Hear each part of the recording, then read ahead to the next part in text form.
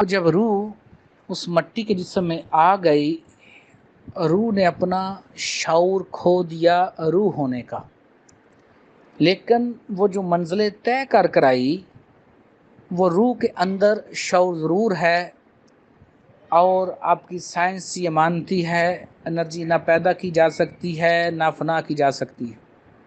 ہاں، اس کو ایک شیپ سے دوسری شیپ میں لے کے جایا جا سکتا ہے، ایک حالت سے دوسری حالت میں بدلا جا سکتا ہے۔ اب جب آپ اس غلطی کرنے کی وجہ سے جو آپ سے جنت میں ہوئی اور اللہ پاک نے یہاں پر آپ کو دنیا میں بھیج دیا، جسے اللہ پاک نے کہا ہے خلقنا الانسان فی احسن تقویم ثم رددنا اسفل سافلین، ہم نے انسان کو بہترین بنایا لیکن اس کو اسفل سافلین میں بھیج دیا۔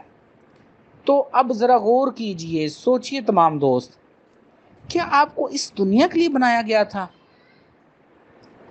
یہ جو عالم نسوت ہے، یہ جو رنگ و بو کا عالم ہے، جہاں پر آپ کو محنت کرنی پڑتی ہے، کیا آپ اس جہاں کے لیے بنے ہیں کہ نہیں بنے؟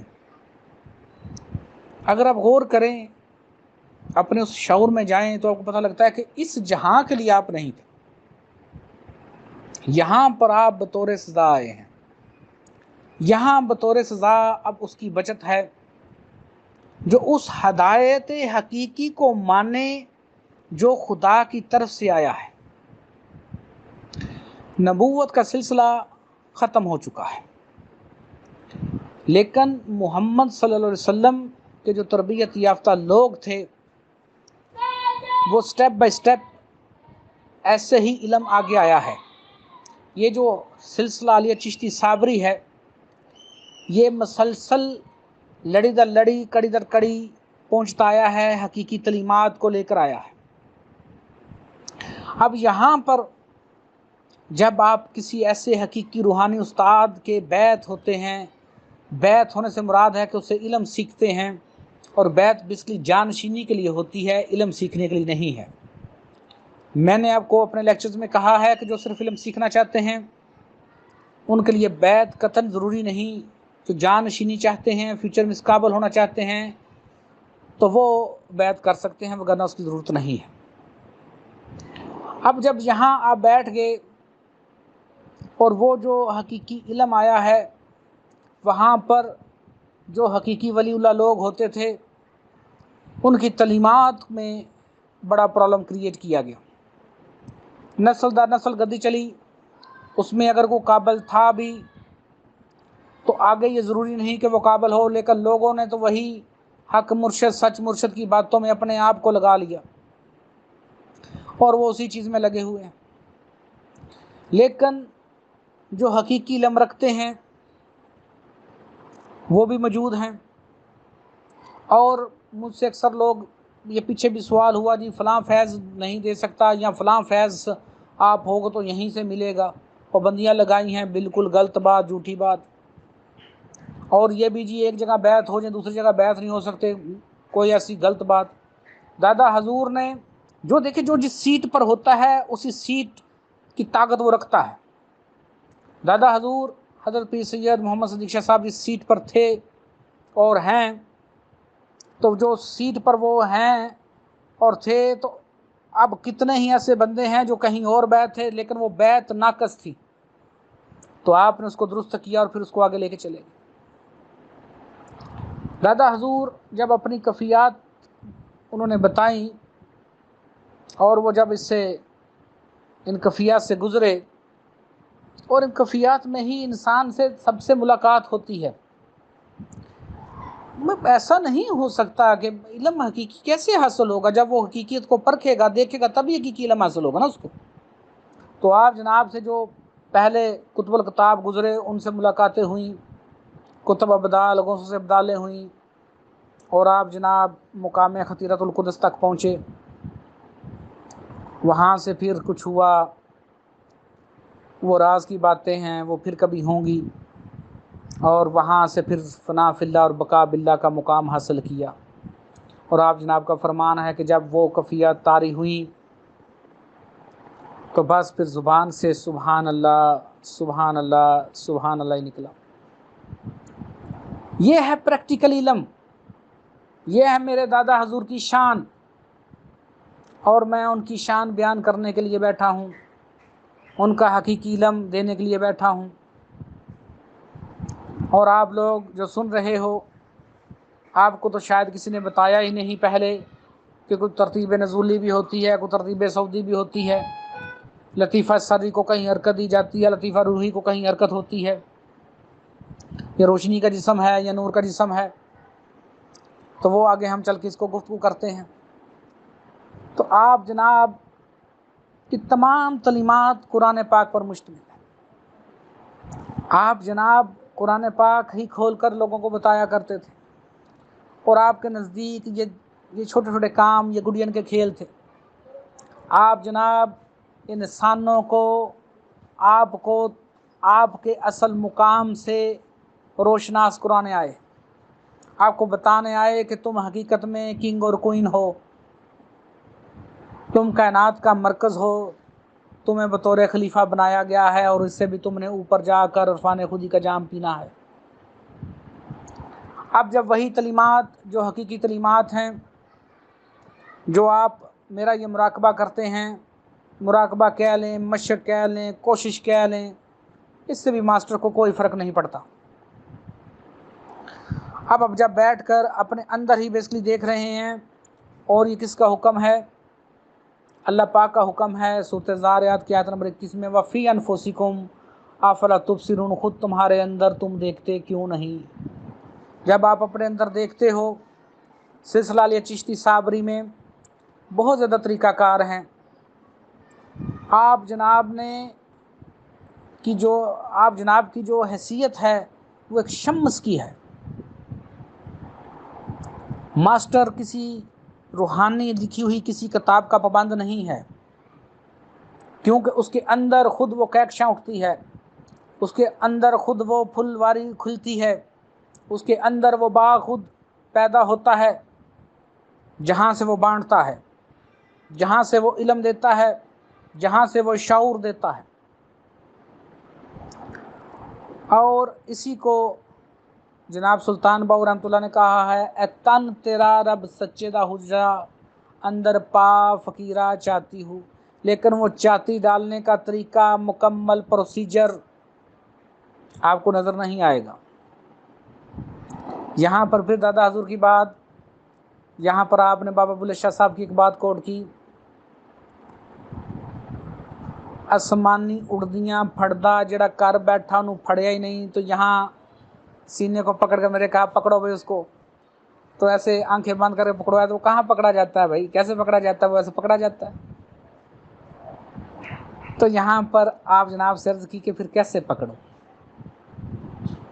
یہاں پر آپ جناب نے پھر طریقہ بتا دیا جو کتاب کے اندر لکھا ہے۔ اپنی نگرانی میں کچھ کوشش کروائی، وقت کے ساتھ ساتھ اس وقت میں تمام تعلیمات کو نہیں سمجھا تھا، وہ تو میری ابتدائی سٹیجز تھیں، مجھ سے مسٹیکس بھی ہوئیں، غلطیاں بھی ہوئیں، اور آپ جناب نے ان سے درگزر کیا۔ اتنی محبت ہے روحانی ہستیوں کو تم لوگوں سے کہ بڑی غلطیوں کو وہ درگزر کرتے ہیں، کہ بچے ہیں نا بھائی، بچے سے غلطی ہوگی، اگر آج الف غلط لکھ لے گا تو کل ٹھیک لکھ لے گا، پرسوں سے بھی ٹھیک لکھ لے گا۔ یہاں پر جو باقی طریقہ کار ہیں، اس میں بیسکلی جو مراقبہ تھا اس کو خود سے پیدا ہونا تھا۔ جیسے فار ایگزامپل اگر آپ کسی روشنی کا سوچ رہے ہیں تو آپ نے اس روشنی کو نہیں سوچنا تھا، اس روشنی کو خود آنا تھا۔ آپ نیلی روشنی کا کر رہے تھے، گلابی روشنی کا کر رہے تھے، یا نور کا کر رہے تھے، تو وہ خود ہی آپ پر کفیت طاری ہونی تھی، لیکن ایسا نہیں ہوا۔ اگر کوئی اسم کا کر رہا تھا تو اس کو اسم کو خود جاگنا تھا، لیکن ایسا نہیں کیا گیا ان مراقبہ جات میں۔ جب آپ نے اس میں اپنے ذہن کو حرکت دے رہے ہیں، جب آپ سوچ رہے ہیں، تو پھر وہ مراقبہ نہیں ہے، وہ آپ کی سوچ ہے۔ جبکہ جو سلسلہ علیہ چشتی صابری نے آپ کو طریقہ کار بتایا ہے، جو میں نے طریقہ کار بتایا ہے، اس میں آپ سوچتے نہیں ہیں۔ شروع میں ہم جسٹ ریلیکس ہو کر आप अपने अंदर ही देख रहे हैं। और मैंने कल भी अपने लेक्चर में कहा कि ये उतनी ही ज़्यादा रोशनी और नूर आ रहा है जितना आपको चाहिए। और फिर कितने मुराकबा जात में ये लाइट बंद करें, आंखों पर पट्टी बांधें, वो इतने मुश्किल काम। और शुरू में बच्चा वैसे ही डर जाए, उससे होगा ही नहीं, वो इसलिए वो उनको गुड़ियन के खेल में डाला गया। जबकि हमारे मुराकबा जात में आप जनाब की तरफ से कोई पाबंदी नहीं है। ये दादा हजूर का दोबारा एहसान है हम पर कि कोई पाबंदी ही नहीं लगाई, किसी किस्म की पाबंदी नहीं लगाई कि दुनिया फैज़ पाए। जो दुखी दुनिया है, जो दुखों के सताए लोग हैं, उनका मरहम हो सके। तो दादा हजूर ने कोई पाबंदी नहीं लगाई। आप लाइट को ऑन करके बैठ सकते हैं। लाइट आपकी आंखों के सामने नहीं होनी चाहिए, सिर्फ दाएं बाएं पीछे हो सकती है। शुरू में अगर आंखें बंद नहीं है तो खुली से भी कर लें। बच्चे हैं ना, स्लो स्लो समझेंगे। अगर आज अलग बे गलत लिख रहा है बच्चा, कल को दुरुस्त भी लिख लेगा। शुरू में जब आपने चलना शुरू किया, कितनी दफ़ा गिरे, फिर आस्ता आस्ता आस्ता आप काबिल हो गए। अभी गिरते हो, अभी कामयाब हो गए हो ना, अभी बड़े हो गए हो ना। तो जो गलतियां हैं, जो कोताहियां हैं, वो विद इन टाइम ठीक होती जाती हैं। आज एक बच्चे ने जो अपनी कैफियत भेजी मुझे, इसका मैंने स्क्रीनशॉट भेजा है, तो देखें वो माशाल्लाह सीख गया है। जो वो गलती कर रहा था, अंधेरे में बैठकर ज़्यादा देखने की कोशिश कर रहा था, उसको डर खौफ महसूस हो रहा था, तो अब नहीं हो रहा। क्यों नहीं हो रहा? क्या वो समझ गया कैसे करना है, स्लो स्लो समझना है। जब आप मास्टर के साथ रहते हैं, स्पिरिचुअल पर्सन आपके सामने बैठा होता है, हर हफ्ते हर जुमे को शाम 4 बजे और इतवार को सुबह 10 बजे क्लास हो रही है। वो इसलिए हो रही है कि आप उसको अच्छे तरीके से समझिए, सीखिए। समझोगे, सीखोगे, स्लो स्लो सीखोगे, स्लो स्लो वर्क होगा, तो आपका वो कॉन्शियस, वो आर्जी मौत जो आप पर रोज़ तारी होती है, जिसे आप नींद कहते हो, जब तुम उस आर्जी मौत को जीत लोगे, तुमने खुद को जीत लिया। तुम अपनी हकीकत से रोशनास हो गए, तुम उस अपने कॉन्शियस से रोशनास हो गए जो तुम्हें हकीकत में दिया गया, जिसमें तुम हकीकत में खलीफा हो। लेकिन जब तुम बार बार मशक करोगे, स्लो स्लो जाओगे, सुकून आता जाएगा, बीमारियां ख़त्म होती जाएंगी। बीमारियां ख़त्म हो गई, तुम्हारे जिस्म हल्के हो गए। अब यहाँ रोशनी के जिस्म पहली बार तुम पर ज़ाहिर होगा। मुझसे ये क्वेश्चन पूछा गया कि लतीफ़ा रूही क्या है? वो जो रोशनी का जिस्म हमारे मिट्टी के जिस्म के साथ कनेक्शन बनाए हुए है, रीढ़ की पहली हड्डी पर जो पहला कनेक्शन दे रहा है, लतीफ़ा नफ्स का। रीढ़ की चौथी हड्डी पर जो कनेक्शन दे रहा है, लतीफ़ा जज्बात का। जो नाफ के मुकाम पर कनेक्शन दे रहा है, लतीफ़ा जहन का। जो सेंटर में सीने के दरमियान कनेक्शन दे रहा है रीढ़ की हड्डी पर, लतीफ़ा कलब। जो गले के अंदर कनेक्शन दे रहा है, लतीफ़ा सांच। जो आपकी ये पेशानी है उसके अंदर जो कनेक्शन दे रहा है, लतीफ़ा सर्री या तीसरी आंख। और उससे ऊपर लतीफ़ा रूही है। लतीफ़ा रूही और रूह में ज़मीन आसमान का फ़र्क है। रूह कंप्लीट स्टेप रखती है, प्रोसीजर रखती है पूरा, जबकि जो लतीफ़ा है वो इसका एक हिस्सा है। जब हम बार बार बैठेंगे, एनर्जियाँ इतनी ज़्यादा हो जाएंगी आपकी, पहले आप पर वो जो जितना डेटा है वो तरतीब नज़ूली में डी कोड होगा। आप समझेंगे कि कहाँ पर क्या वाक़या हुआ। उन वाक़यात को आप ख्वाबों में देख सकते हैं, वैसे देख सकते हैं। विद इन टाइम आप मज़ीद काबिल होते जाएंगे। आपको वक्तन फ़वक्तन हदायत दी जाएंगी जिनको आपने फॉलो करना है। उन हदायत को फॉलो कर कर आप अपने उस रोशनी के जिस्म की डायरेक्शन को दुरुस्त करते जाएंगे। और जब उसको आप दुरुस्त करेंगे डायरेक्शंस को, मज़ीद कामयाबी होती जाएगी। इतनी कामयाबी होगी, इतना वजूद आपका हल्का हो जाएगा कि वो जो नुक्ता है जिसे बाबा बुल्ले शाह कहते हैं गालिक नुक्ते विच मुक्ति है, वो बेसिकली आपकी तीसरी आंख मकाम में हाहूत और बाहूत का डेटा है। वो नुक्ता आपकी तरफ महदूद है, जबकि कास्मिक एनर्जी के साथ वो ला महदूद है। यहाँ आकर एनर्जी इतनी ज़्यादा हो जाती है, एनर्जी का बहाव इतना ज़्यादा हो जाता है प्रैक्टिकली तौर पर कि लतीफ़ा सरी तीसरी आंख उस एनर्जी को हरकत देती है फौरी तौर पर लतीफ़ा रूही की तरफ। यहाँ लतीफ़ा रूही को जैसे ही इतनी कास्मिक एनर्जी मिलती है और उसका मखसूस नाम है, मैंने सवाल डाला है, अपने मुर्शिद से पूछ कर बता दीजिएगा क्या नाम है उसका। तो यहाँ लतीफ़ा रूही यानी वो परत रोशनी के जिस्म का, यहाँ पर रोशनी का पूरा जिस्म अलग हुआ। यहाँ पर जो ज़ारी कफ़िया जो प्रैक्टिकली हुआ मेरे साथ, जब हम अलग हुए तो एक हैरान कुन तौर पर अपने आप को देखा, और उससे पहले रोशनी के जिस्म की झलकें ज़रूर पड़ी थी। यहाँ मैंने ख़ुद को हैरान कुन तौर पर देखा, अपने आप को बाहर आते हुए महसूस किया। विदन वक्तन फ़वक्तन मास्टर कामयाब होते हैं, हम भी कभी मास्टर नहीं थे, स्टूडेंट थे, कामयाब हुए, फिर हमें इनकी समझ आई। अब जब रोशनी का जिस्म अलग हुआ, रोशनी का जिस्म अलग होने के बाद आपने देखा कि मैं तो कुछ और हूँ, लेकिन यहाँ पर आप अपनी हकीकत की खोज में शुरू होंगे चलना। वो जो रोशनी का जिस्म है, जो एनर्जी बॉडी है, वो अपने मेन सोर्स को समझना चाहता है कि मेरा मेन सोर्स क्या है, मैं कहाँ से हूँ। अब वो तरतीब सऊदी में हरकत शुरू करता है।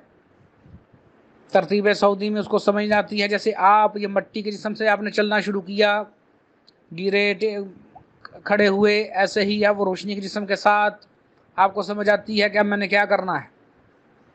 रोशनी के जिस्म मूव करते हुए यहाँ आपकी पहले दफ़ा मट्टी के जिस्म की नफ़ी हुई है, एनर्जी के जिस्म रोशनी के जिस्म का सबात हुआ है आपको पहली दफ़ा। अब यहाँ रोशनी का जिस्म वक्तन फ़वक्तन सीखते सीखते इस काबिल हो जाता है कि वो सऊद की तरफ हरकत करता है, क्योंकि नज़ूल की तरफ मज़ीद हरकत नहीं, असफल साफलिन से नीचे कुछ नहीं, असफल साफलिन के आगे अल्लाह पाक ने कुछ नहीं लिखा। तो अब उसको जो हकीकत में मिलनी है वो उसको सऊद में ही कहीं मिलनी है। इसकी आज मेरे एक दोस्त ने बड़ी अच्छी मिसाल दी कि आप एक दाना ज़मीन में बोते हो, उसकी देखो अभी उसकी ना हरकत सऊद है ना हरकत नज़ूल है। तो हरकत नज़ूल में उसकी जड़ें नीचे चली गईं और हरकत सऊद में वो पौधा ऊपर को बढ़ा। ऊपर बढ़कर एक वक्त ऐसे आया पौधा खुशक हो गया, लेकिन उसने अपना बीज दे दिया। वो सऊदी तौर पर बीज ऊपर लगा हुआ है, कहीं बीज लगा हुआ है। अब उस बीज के अंदर ही दोबारा तुम्हारी हरकत नज़ूल और हरकत सऊद दोबारा इकट्ठी है। अब तुम उस बीज को दोबारा बोते हो, फिर तुम्हारी हरकत सऊद और हरकत नज़ूल शुरू होती है और फिर बीज पैदा हो जाता है। ये तो समझने वाली बातें हैं, ये तो उन रूहानी हस्तियों का फैज़ है जिन्होंने पाबंदी नहीं लगाई, वगरना इस इल्म को तुम किस दुनिया की कीमत से ख़रीद सकते हो, बताओ मुझे। तुम नहीं खरीद सकते। तुम बीमार हो जाओ, एक छोटा सा तुम्हें हॉस्पिटल जाना पड़े तो लाखों का तो बिल वैसे तुम्हारा बन जाएगा। ये उन रूहानी हस्तियों का फजल है, और ये मास्टर का जो है वो एहसान होता है कि वो इसकी कीमत मुतय्यन नहीं करते, तुम्हारी खुशी पे छोड़ते हैं कि तुम मिशन को आगे कितना लेकर जाते हो, क्योंकि 70% तुम्हारी यही चीज़ होती है, 30% तुम्हारी कोशिश होती है। तो मास्टर का कोई मामूली काम थोड़ी है। जो भी जब तुम गहराई में जाते हो, जो तुम्हारी गंदगियाँ होती हैं, जो वो तुम्हारे अमाल होते हैं, जो तुम्हारी सोचों की गंदगियाँ तुमने अपने ऊपर बनाई हैं, मास्टर उनको स्लो स्लो साफ़ करता है। और किसकी ताकत से साफ़ करता है? अल्लाह पाक की किस्म की ताकत से, अल्लाह पाक की दी ताकत से साफ़ करता है, तुमको प्योर करता है। तब तुम कामयाब होते जाते हो, क्योंकि तुम्हारा मुकाबला हो रहा है अपने उस शरीक से जिसने तुम्हारी हाकमियत को चैलेंज किया हुआ है। उससे हाकमियत तुमने छीननी है। अगर तुम जीत जाते हो तो हाकमियत तुम्हारी है, अगर तुम हार जाते हो तो तुम हाकमियत के हकदार नहीं हो। यही कुरान पाक में लिखा है, बेशक पढ़ लो। जन्नती अलग हैं, दोज़खी अलग हैं, अस्हाबुल जन्नत भी हैं, अस्हाब नार भी हैं, तो लोग ही हैं। सोचो, फिर गौर करो, फिर समझो इस बात को, ताकि तुम्हारे शौरों में ये बात आए کہ تم کون سا علم لینا چاہ رہے ہو اور ان ہستیوں کا تم پر کتنا احسان ہے، اور میں اپنے دادا حضور حضرت پیر سید محمد صدیق شاہ صاحب کا احسان مانتا ہوں کہ آپ نے بالکل ہی اس کو بالکل ہی آسان کر دیا ہے۔